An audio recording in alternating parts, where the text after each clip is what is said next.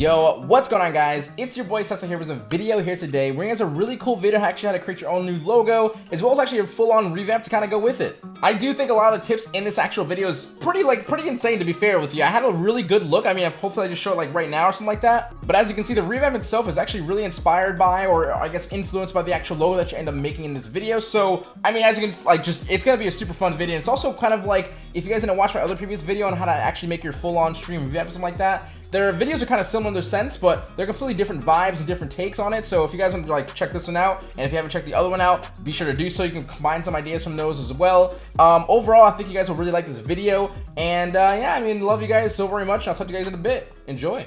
Alright, homies, so I'm going to start off with nice, cool, simple tricks into nailing a temporary or a quick logo for your streams. Now, one of my favorite things to actually do when I'm actually sketching out my logos is Googling the word shields and taking some of my favorites and actually redesigning them. Keep in mind, if you're new and or just didn't really think about it, of course, a shield is 99% perfectly mirrored most of the time. So a little trick with this is really honestly just keep focusing on one side only, because all you have to do afterwards is simply take another copy of it and flip it. And of course, do not be afraid to stretch and move around the actual shape itself, because you never know if you might like it being more elongated or more vertically tall or something like that. You actually do not know until you know, is what I like to say. It's just do it, and then you never know. So you might find something you actually really like. Now, for things you're going to be running into when you're looking to make your second half of the shield, be sure to use a rectangle shape and go down the halfway mark of your first half's vector. Then you want to make sure you select both the first half and the rectangle shapes by holding shift to select multiple pieces, and use the shape builder tool, or for a shortcut it's shift M on your keyboard. And while holding Alt on your keyboard, you want to click and delete all the non-perfect vertical line and extra pieces. Then to duplicate the next half, you simply just want to hold Alt on your keyboard, select the shape and drag it over. Then you can simply right click on the second half's piece and use reflect, then choose the vertical option and press OK. Be sure to also line up the bottom anchor points to make sure it fits perfectly. And whenever you would like to have these two separate halves be a full shape, just go to Windows, Pathfinder, and use the first shape mode option, and then you just see it's just going to be connecting. You're good to go. And to finalize the first step of the logo is be sure to actually not be afraid to take your shields and shrink and enlarge them in different ways, vertically and horizontally, and you actually might find a new shape that you like way better. Now, either if you actually drew these concepts on paper or went straight to vectoring it like I did, turning a shield shape into a stroke is very simple. All you do is turn off the fill layer on the bottom left, making sure you actually select the shield layer first, and click on the square right behind it, that is the actual stroke layer, and then all you have to do is just choose a color. Then, using the stroke table found under Windows in the toolbar, and you can make it larger and even change the position to be either on the inside or the outside. Then, simply over and over again, sketching different ways to actually fit your given letter inside. Even if it looks terrible to you, just getting it on paper or vectoring and sketching it like I am will just help you think differently. And for the sake of the video, and maybe just some of your first times actually designing a logo, just keep your letters very simple and straight lines so that the following techniques that I give you in the video are going to be super easy for you to actually follow. Alright guys, I think it's a pretty good time for me to actually jump in for you guys and actually show you guys how to actually get your nice little vector going on with your sketch that you've chosen. Now this of course is my sketch that I've chosen, and I want to show you guys really quickly, because you guys are going to run into this problem, is of course when you're actually using Illustrator, usually a lot of people what they like to do is, I'm going to use the direct selection tool by the way here. When it comes to using the direct selection tool, I just like to press A a lot when I select different objects. So to bring out the free transform, you actually have to, when you click on the object, hold control. So keep that in mind, right? So when I hold shift, is while I'm holding control, you'll see that if I just rotate, it rotates on a perfect 45-degree angles each time. So obviously if I drag this over here, this is not a perfect 45-degree angle. So to actually get your perfect angle, what I like to do is I like to take my pen tool, right? Select the inside of this line here, just like so. I kind of follow the exact path. You'll see if I click and hover over the path, it does say the word path. I'm gonna click. Then to select both the actual anchor points, as you can see this was not selected, I'm gonna hold Control and Alt and click on that anchor point we just made, just like so. Now you can see both of them are now selected.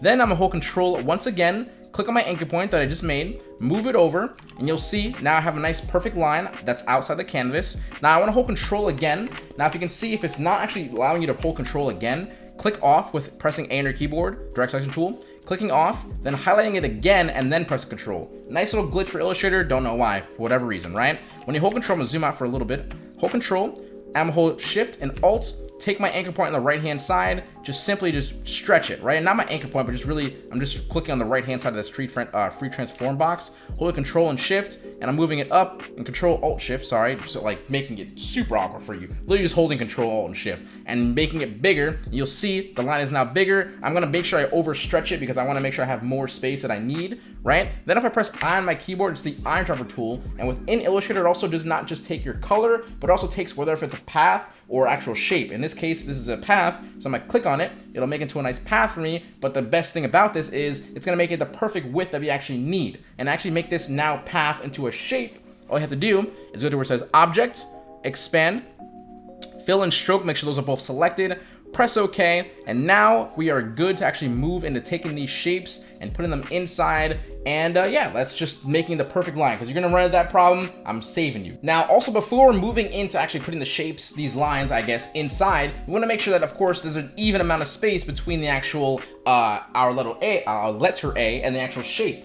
So that case, what we're gonna do here is actually gonna take a duplicate of our little shape here, right here, all right? This little shield shape. I'm gonna take this, then I'm gonna actually go to where my color is. I'm actually gonna make it a gray tone, a very simple gray that I can at least see, and I can also just navigate through in between, right? So I'm also gonna go to my stroke options and go to where it says alignment. Right now, my alignment on my actual shield is on the outside. If yours is on the inside, you can just keep it on the inside and just make your actual width bigger. But for me, I'm also gonna put my alignment just straightly on the inside. And since I've done that, I already have the perfect width of the same exact width that's here. It's gonna be the same exact width in here. And it's gonna be, again, the same exact width as my actual shape. So everything's gonna be nice and perfect and nice and easy to go for. So I'm actually gonna make sure I lock that layer, the gray layer, so it doesn't annoy me. But now what I can do is I can just take my lines, I can just measure them right on this line, just like so. And now I can just go ahead and flip this by using right click, transform, reflect, vertical, press OK. Then I'll take this side, make sure I line that up. Now that's lined up there. I'll do the same thing here.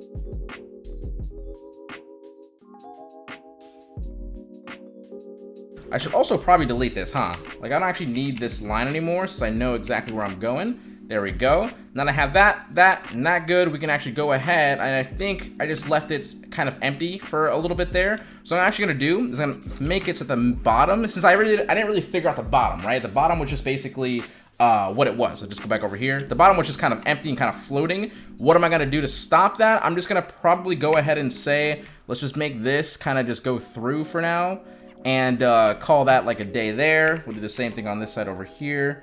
Just gonna click on this actual anchor point right there and kind of go through that anchor point right there. And let's just say it stops there just for now. But basically, to cut all these shapes out in between, I'm just gonna click on one by holding the direct selection tool, clicking shift, clicking on each single one, then go to the shape builder tool, and we're just gonna take this and just basically delete all the outside stuff that, of course, is not a part of our logo. And I'm also gonna highlight now these two things, because these are options where it came to the stroke, right?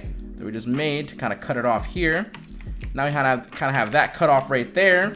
Now, I don't actually have a perfect line yet. I'm just gonna make a nice, perfect horizontal line. I'm gonna hold I, click on this, give me that perfect stroke option. Go to options here, expand, fill and stroke, press OK. Then I'm gonna take this, put this right in the middle.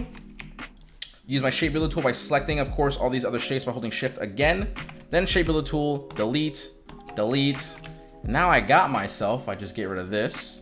Get rid of this. I don't know what I'm gonna do in the empty space here, but for now, I think for tutorial reasons, I can go into and kind of fix it, or I would say do something with the bottom. But maybe I'll just do it off camera. But for now, I'm gonna keep it like this. But this is basically this sketch right here, you know, made a lot better, obviously. And you can actually say this actually looks pretty sick here. And I'm actually a fan of it. So we're actually gonna end up using this, and we're gonna move into actually Photoshop to get ourselves a good old, just like very simple, very clean, but a new kind of method for me. That's it from our past video. Yeah, that'll just make it look good. And also keep in mind, by the way, guys, when it comes to like these shapes here, let's just say you want to do a few other ones that you like you just, let's just say for shits and giggles, you like this K logo, you want to do a K logo for whatever reason, right? And you go into it, you just, you know, you get to this part here, try, delete the shape itself, and you might have made a really cool logo because of the shape of the shield masks the fact that, of course, there is a kind of a shield shape going on with the letter that you chose. So maybe you can use this and be like, yo, this is my logo right here. Screw the shield. I just use a shield to kind of use it as a kind of a template. So keep that in mind. But basically, this is your nice little logo, and we're going to move on to Photoshop and end the video over there. And yeah, hope you guys enjoyed this kind of portion over here. Let's just move on. Alright guys, moving into Photoshop, you definitely want to have some sort of plan when it comes to color scheme. For me, I already had ideas of colors that I wanted to use, but for those who need a little more help, using this really cool site called Color is a super easy way to get a lot of colors to get seen really easily. All you have to do is actually select the color you want to keep locked. You just keep searching for your secondary color or colors. There's also no sponsor being involved here. I'm just saying if you guys are looking for some easy way to kind of get some colors, it's a pretty cool site that I use pretty rarely, but when I do need some help, I definitely do use it. Okay, so moving into designing the setup, it was completely based on allowing your actual new shield type logo to take charge.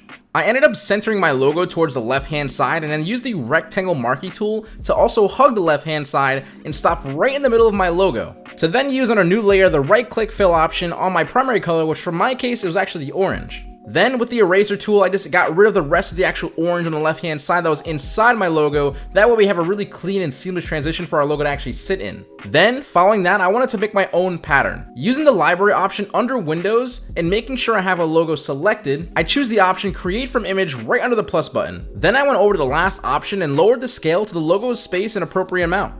And for me, that happened to be about 0.05. Then all you have to do is basically click on save to CC libraries and you got yourself a really dope pattern just solely based on your logo. Now, before putting my pattern on, I just simply wanted to set up a nice little text for me based on what slide I was actually using. In this case, I was doing the offline screen. Then I went back to my libraries and clicked on my pattern and chose a size that I thought had a good enough amount of logos on my screen. After, to set up the last part, I made my pattern into a smart object and applied a gradient layer style with my primary color being on the left hand side and then my background color being on the right hand side. Then all you have to do is change the angle to where your primary color is on one side and your other color is basically fading out towards the offline and or whatever text screen you might have.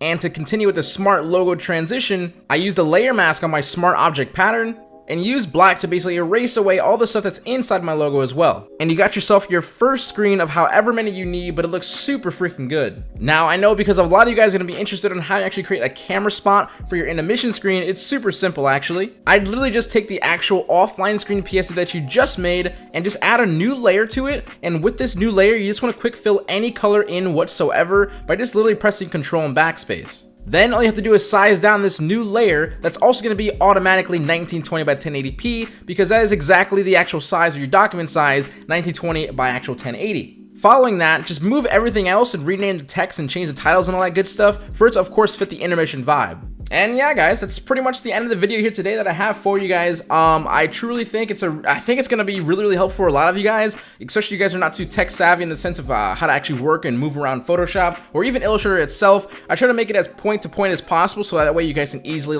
pause the video, rewind, and make sure you guys get all the steps being as they should be, so you don't really miss anything and or get stuck or lost anywhere. You guys let me know if this video still helps you guys, and if you guys I believe I said it already in the beginning of the video, but yeah, if you haven't checked out the other video, please want to do so. I'll put in the information panels in the top right of the screen. But yeah, love you guys. So I also wanted to say the fact that I actually recently have hit my highest peak of how many subscribers I've gotten in a month, and it's only getting larger and bigger. So all the people that are coming in here that are new, I appreciate you guys so immensely. It's ridiculous. I'll talk to you guys later. I love you. Sesame HQ out. Do not forget to keep smiling, stay positive, and stay freaking productive, guys. Later, and much love.